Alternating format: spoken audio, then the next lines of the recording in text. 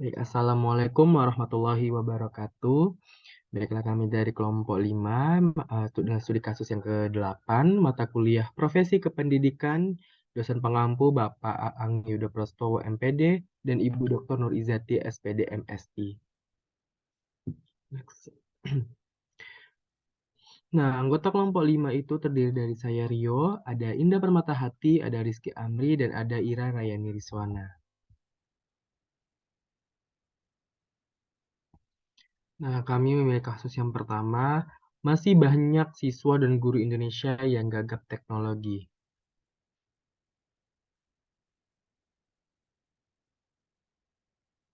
Nah, datanya yang pertama dari link yang tadi, yaitu saat ini masih banyak sekolah yang belum bisa memanfaatkan teknologi karena terhambat berbagai masalah seperti kurangnya pelatihan bagi guru, tidak ada listrik yang memadai, serta tidak ada dukungan pemeliharaan alat. Kata Totok saat diskusi di Kemendikbud Senayan, Jakarta Selatan. Yang kedua, 2, 3, dan 4 ini merupakan berita yang sama dengan kasus yang sama.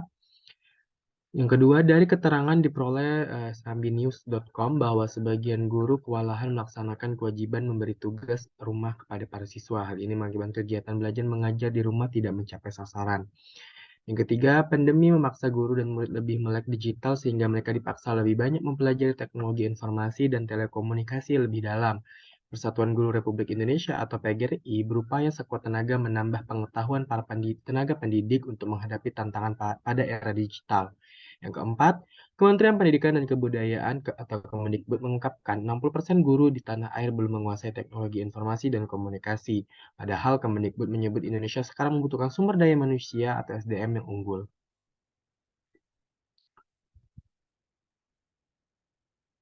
Baiklah, selanjutnya akan dijelaskan oleh Rizky Amri. Kepada Rizky, dipersilahkan. Baik, terima kasih kepada moderator. Oke, saya akan melanjutkan mengenai fakta, di mana yang pertama, Toto mengatakan pemanfaatan teknologi komputer dan internet sudah dapat dilakukan dengan baik oleh siswa di berbagai daerah terpencil, seperti di Kerong dan di Merauke. Nah, akan tetapi sayangnya belum semua guru dapat memanfaatkan komputer dan internet dengan maksimal. Akibatnya, di beberapa tempat pula siswa yang tidak bisa memanfaatkan teknologi lantaran gurunya yang juga tidak bisa menggunakan.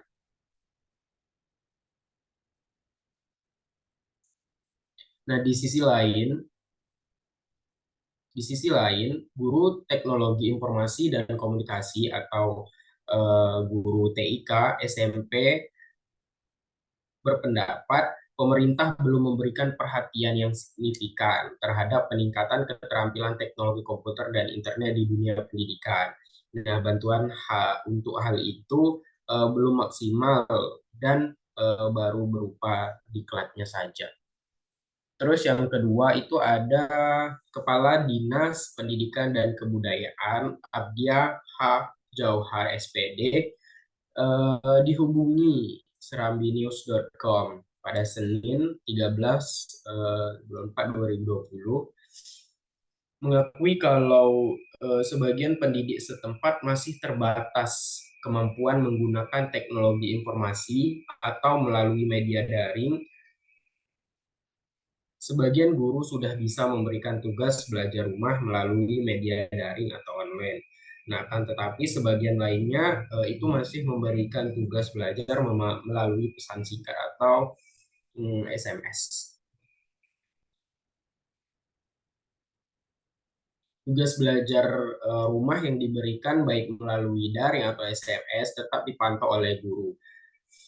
Selanjutnya yang ketiga itu permasalahan kolektif dunia pendidikan Indonesia saat ini adalah guru abad 20 yang lahir di tahun 2000-an masih gagap teknologi. Sementara murid yang dihadapi itu mendapatkan asupan gizi keilmuan teknologi abad 21. Nah, gimana? Sederhananya, banyak anak didik kita lihat saat ini tuh lebih cerdas dalam dunia teknologi daripada gurunya. Seperti itu. Nah, kesenjangan semacam ini tidak bisa dibiarkan begitu saja. agar tidak berakibat fatal dalam proses pendidikan. Berikutnya yang keempat, kira-kira masih ada 60% guru yang penguasaan TIK masih terbatas. Dan ini tugas kita untuk belajar. Ini nyata sekali di pandemi COVID-19 banyak keluhan tentang kesenjangan kemampuan di antara guru, siswa dan orang tua yang beragam.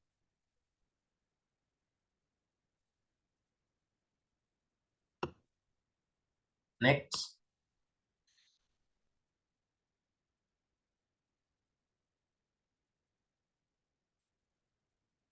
Baik, dari data dan fakta yang telah dipaparkan di atas, nah terdapat dua rumusan masalah yang kami ambil. Yang pertama itu ada apa saja faktor yang menyebabkan siswa dan guru gagap teknologi.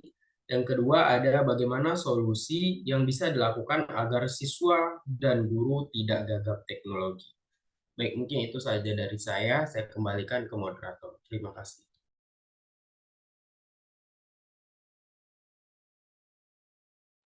Baik, terima kasih Rizky Amri. Selanjutnya akan dijelaskan oleh Indah. Pada Indah dipersilahkan. Baik, terima kasih kepada moderator. Yang keempat yaitu pembahasan atau solusi. Dalam konteks pendidikan, kemajuan iptek membutuhkan perhatian serius karena dunia pendidikan adalah sarana paling efektif dalam penyebaran iptek. Sistem pembelajaran konvensional perlahan mulai tertinggal jauh di belakang. Saat ini proses pembelajaran tidak hanya berkutat di dalam kelas, tetapi juga menggunakan media digital, online, dan telekonferensi. Namun, pendidikan juga harus waspada agar mampu membendung efek negatif dari perkembangan iptek. Guru yang gaptek atau gagap teknologi akan menurunkan derajat kredibilitas di hadapan para muridnya sehingga murid cenderung bersikap underestimate atau sangkaan terlalu rendah, seolah-olah guru adalah orang dungu di tengah dunia metropolitan.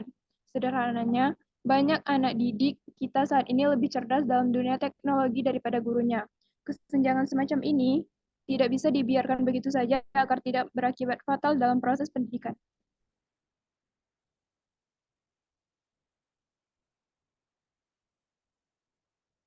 Next. Lalu selanjutnya, faktor-faktor yang menyebabkan guru gaptek atau gagap teknologi. Yang pertama, tidak mendapatkan akses yang cukup. Alasan utama rendahnya kompetensi teknologi di kalangan para pendidik adalah minimnya akses terhadap teknologi. Terlebih di sekolah yang tidak memiliki kemampuan finansial memadai. Teknologi menjadi barang yang sulit untuk dipelajari. Yang kedua,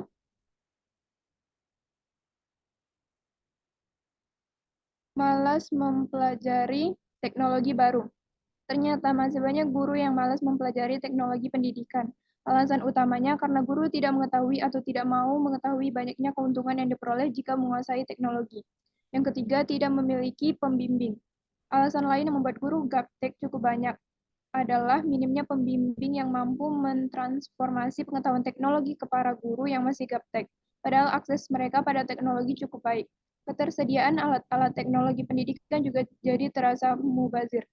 Dan yang keempat, koneksi internet yang buruk. Alasan lainnya yang membuat rendahnya kompetensi guru terhadap teknologi adalah koneksi internet yang buruk. Meski memiliki peralatan yang canggih, kemampuan guru mengoperasikannya sangat rendah karena tidak didukung koneksi internet. Sekian dari saya kembalikan kepada moderator. Baik, terima kasih Indah. Selanjutnya akan dijelaskan oleh Ira Rayani. Pada Ira dipersilahkan. Baiklah, di sini saya akan melanjutkan pembahasan dari rekan saya tadi.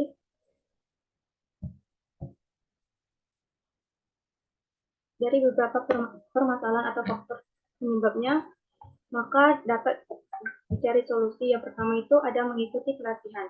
Nah, hal yang dapat dilakukan untuk menanggapi gagap teknologi adalah dengan mengikuti pelatihan.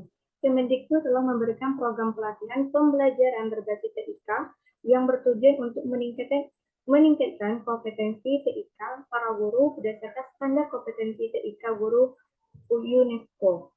Yang kedua, sering berlatih di mana saja. Nah, sama halnya itu seperti memberikan pekerjaan rumah untuk para murid. Guru disarankan untuk terus melatih hasil pelatihan agar terbiasa dengan penggunaan teknologi sampai mahir. Guru bisa melakukan dengan menggunakan komputer sebagai salah satu teknologi utama yang diperlukan dalam mendukung kegiatan belajar mengajar. Jangan putus asa jika belum mahir menggunakan teknologi. Guru itu tetap harus semangat berlatih untuk dapat memberikan pengajaran yang terbaik bagi muridnya. Lalu yang ketiga itu adalah jangan segan bertanya. Nah, ketika menghadapi hambatan dalam menggunakan teknologi, sebaiknya Bapak atau Ibu guru tidak segan bertanya perihal seluk-beluk penggunaan teknologi dan teknis dari penggunaan suatu aplikasi atau teknologi tertentu. Guru juga bisa mencari tahu sesuatu dari internet sekaligus melatih keterampilan menggunakan teknologi. Selanjutnya yang keempat itu ada mengikuti gerakan kolaborasi guru berbagi. Nah, pemerintah telah memberikan program-program yang dapat mendukung keterampilan guru selama masa pendidikan jarak jauh. Salah satunya adalah program guru berbagi. Gerakan guru berbagi ini merupakan gerakan kolaborasi antara pemerintah, guru, komunitas, dan penggerak pendidikan untuk berbagai ide dan praktik melalui rencana pelaksanaan pembelajaran atau RPP. Lalu yang terakhir yaitu yang kelima, meningkatkan kompetensi dan kualitas. Nah, pada akhirnya, kualitas dan kompetensi dari guru menjadi kunci utama untuk memberikan pembelajaran yang efektif bagi para murid. Pada masa COVID-19 kemarin, selain memberikan tantangan besar bagi dunia pendidikan, juga memberikan perubahan positif seperti memanfaatkan teknologi untuk mendukung proses pembelajaran jarak jauh. Kenapa? Karena sejatinya itu meningkatkan kompetensi diri guru adalah hal yang wajib untuk menunjang kegiatan pembelajaran. Selain itu juga ada pemerintah juga telah memberikan berbagai sumber pembelajaran yang dapat dimanfaatkan untuk kegiatan belajar mengajar, seperti rumah belajar, modul, buku sekolah elektronik, dan lain sebagainya. Sumber-sumber pembelajaran ini dapat dimanfaatkan baik pada masa pandemi COVID-19 sampai pada pandemi yang telah selesai. Dari pembahasan, maka dapat ditarik kesimpulan bahwa pesatnya perkembangan dunia teknologi, tenaga pengajar dituntut untuk bisa mengimbanginya. Namun masih banyak guru di negeri tercinta Indonesia ini, terutama mereka yang menjalankan tugas profesi guru dan mengajar di daerah, belum terbiasa dengan internet dan dunia maya. Bahkan cenderung masih gaptek alias gagap teknologi. Maka dengan hal tersebut diharapkan guru mampu meningkatkan pemahaman mereka terhadap teknologi. Terlebih menguasai dan memanfaatkan teknologi merupakan salah satu meningkatkan kompetensi profesional seorang guru. Padahal jika internet dipahami dengan baik atau lebih khusus mengenai teknologi informasi dan komunikasi akan memberikan kemudahan bagi guru dan siswa dalam proses belajar mengajar. Sekian pembahasan dari saya kembalikan kepada moderator. Baik, terima kasih. Demikianlah dari kelompok 5. Kami dari kelompok 5 mengenai studi kasus kami yang ke-8.